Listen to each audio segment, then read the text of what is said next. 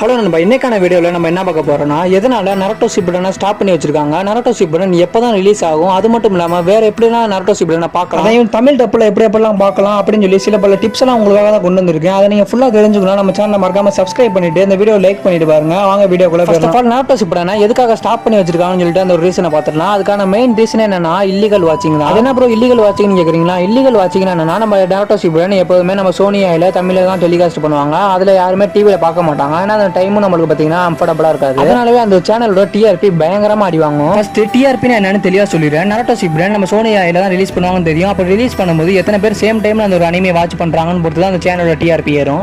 ஆனா நம்ம யாருமே பாத்தீங்கன்னா டிவில வாட்ச் பண்றதுல அதான் பாத்தீங்கன்னா நம்ம நருட்டோ ஷிப்புடன் ஸ்டாப் பண்றதுக்கு மெயின் ரீசன். ஏன் நருட்டோ ஷிப்புடன் ஒரு பெரிய அனிமே